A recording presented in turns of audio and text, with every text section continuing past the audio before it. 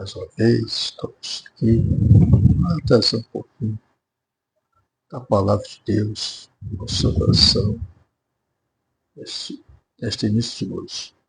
E vamos continuar com as 5 qualidades de Pedro, do apóstolo Pedro, antes de Pentecostes. E hoje vamos ler o livro de Mateus, capítulo de número 16, versículo 22. Ele nos diz assim: E Pedro, chamando-o à parte, começou a reprová-lo, dizendo: Tem compaixão de ti, Senhor, isso de modo algum te acontecerá. E o nosso segundo ponto é o egoísta. Isso aqui tem eu sou egoísta demais, né? O egoísta. Egoísta, colocar os próprios interesses, as próprias necessidades e desejos dos de outras pessoas, de forma exagerada. Pedro era uma pessoa egoísta, agia pensando primeiramente em si mesmo. Pedro demonstrava seu egoísmo ao se preocupar somente com ele. Aqui, quando nós lemos esse texto, nós vemos, aqui, Pedro aqui estava falando que não ia acontecer aquilo, mas Jesus já tinha falado que quando ele chegasse em Jerusalém, ele ia sofrer muitas coisas dos anciões, dos principados, sacerdotes e dos escribas, ser morto e ressuscitado no terceiro dia. Pedro ali falava, não, Pedro queria sofrer. É uma pessoa egoísta. Uma pessoa egoísta quer tudo para si. Ele não vai dividir o que ele tem com ninguém.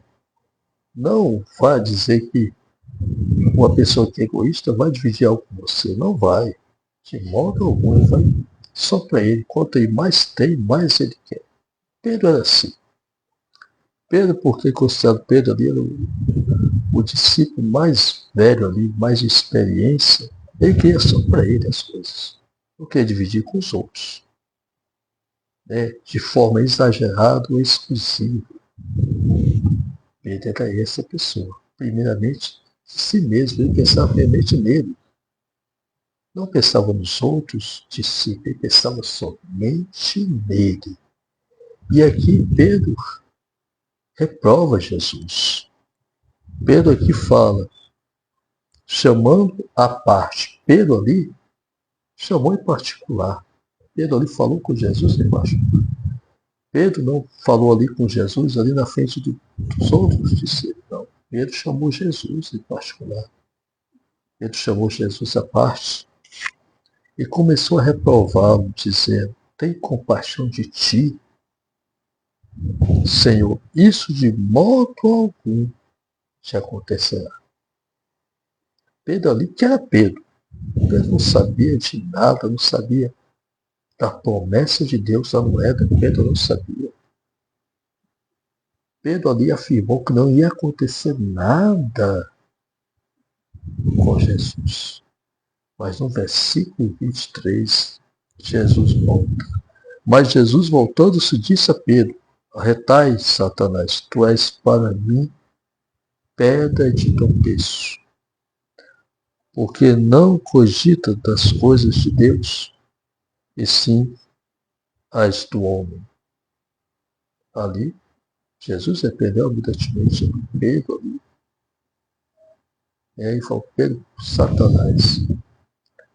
Mas quantas pessoas, irmãos amigos, são como Pedro nos dias de hoje, egoístas? Quanto mais tem, mais querem. Principalmente nas nossas comunidades, nas nossas igrejas.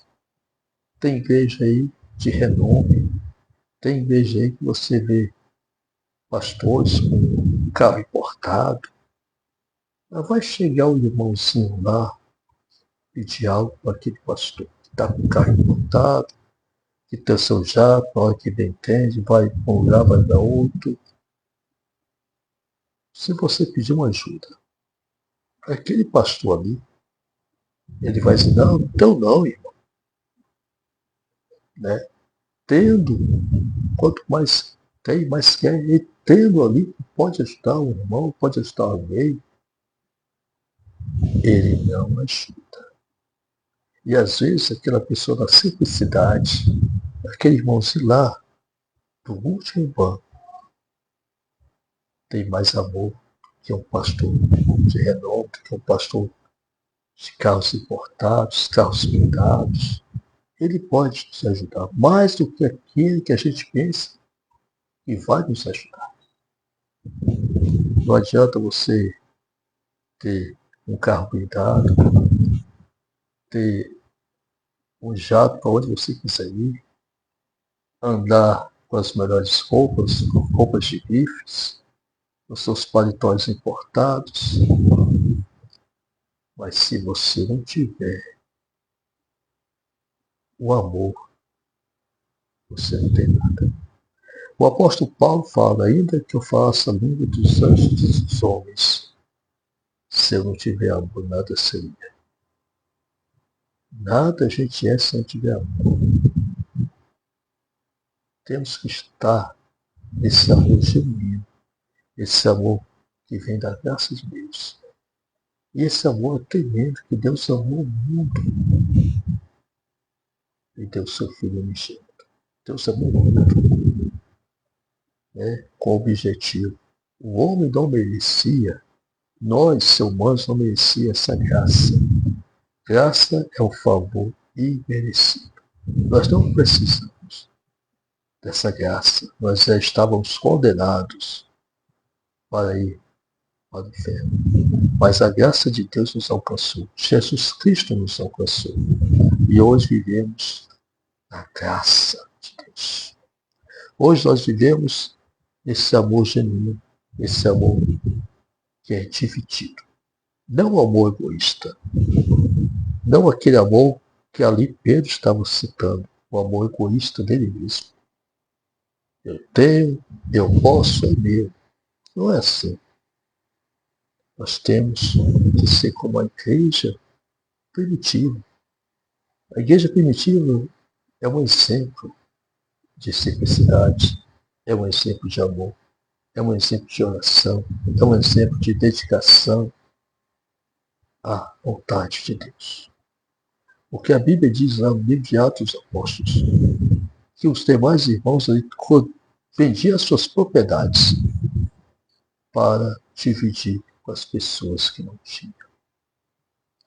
Hoje em dia, o que vemos hoje nas nossas igrejas é aquele eco de egoístas.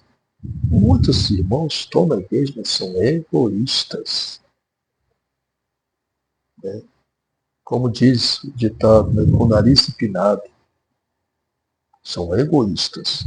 E Deus está mesmo bem longe dessas pessoas egoístas. Deus, ele compadece dos irmãos. Porque Jesus veio para os irmãos, para o que havia se perdido. Muitos pastores hoje em dia que constroem grandes templos. Sabe que esses grandes pastores, eu vou citar nomes, sabe que esses grandes pastores têm 1% daquele irmão lá, da simplicidade? Tem 1%. Ele tem a sua conta bancária alta, ele tem sua casa, uma mansão no melhor lugar da cidade. Às vezes aquela mansão, câmeras, segurança, verdade? Como Pedro, era uma pessoa egoísta. Pedro ali era o apóstolo mais egoísta que existia. Pedro era muito egoísta. Nós estamos fazendo esse mini estudo sobre as 5 qualidades de Pedro antes de Pentecoste. Pedro, aqui nesse segundo ponto, era uma pessoa extremamente grosseirão e egoísta. Que Deus possa nos abençoar ricamente a sua vida. a sua família, nessa tarde, noite de terça-feira. E vamos ter aqui uma coisa, algo que me chamou a atenção nas nossas redes sociais. É um caso absurdo, mas serve de exemplo, de alerta para os pais. Né? Vamos dizer assim, uma professora, olha só, uma professora auxiliar foi afastada após colocar molho de pimenta na boca de um menino autista de 9 anos, que não se comunicava, não se comunica verbalmente. O incidente ocorreu em Washington, uma cidade, uma escola, J. Senari, em Washington, nos Estados Unidos. Segundo o boletim de ocorrência, a profissional teria justificado a ação, dizendo que o menino merecia isso. Esse caso, amados, é um absurdo, mas é um sinal de alerta para os pais de crianças autistas, principalmente, tem que ficar mais alerta. Quando deixarmos nossos filhos autistas na escola ou em qualquer outro lugar, do mesmo jeito que a gente deixa os filhos nas escolas, os professores, diretores têm que devolver do mesmo jeito.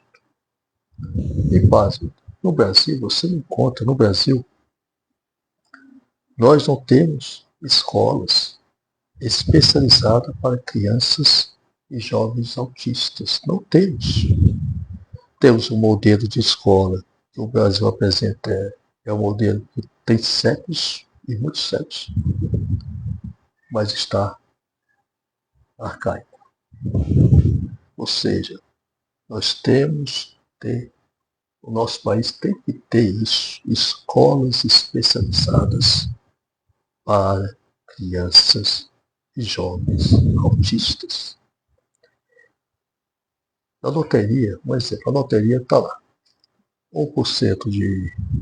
Tem a porcentagem que vai para a educação, tem a porcentagem que vai, você joga ali que vai para a saúde, tal.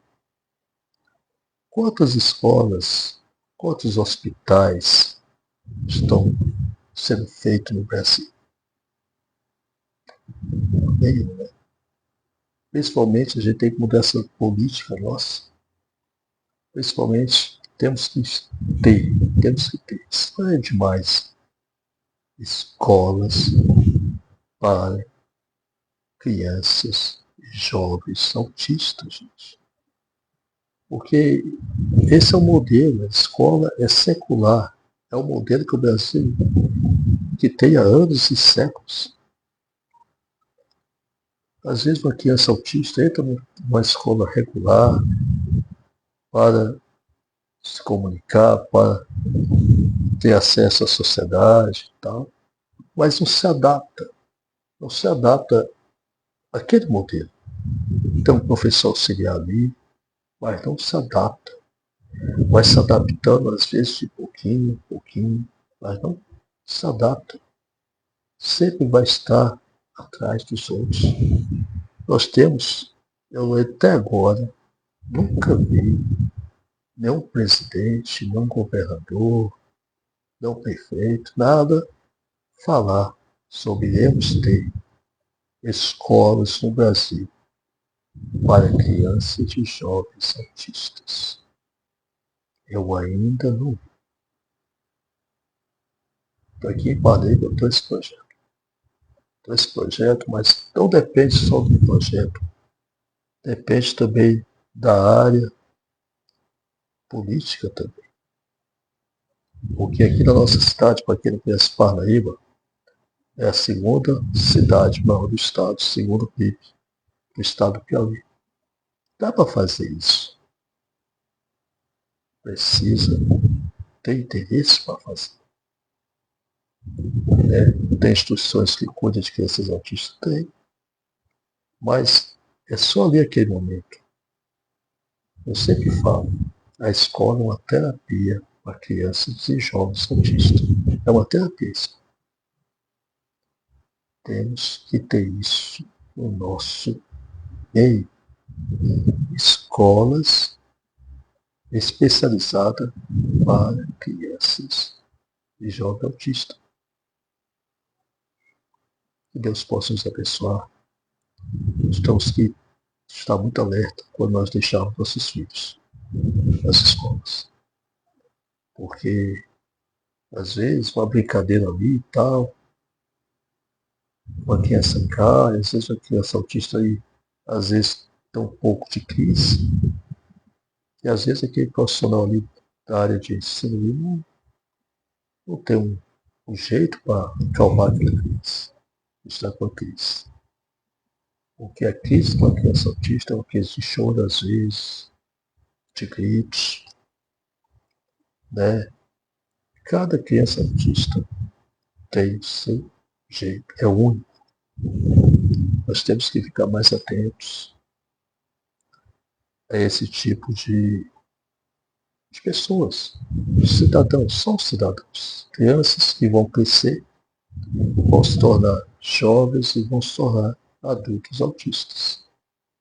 Eu tenho um projeto aqui, Parnepo aqui, para diferenciar um pouco até os uniformes das crianças autistas. E Deus possa nos abençoar ricamente, abundantemente a sua vida. E amanhã estaremos novamente.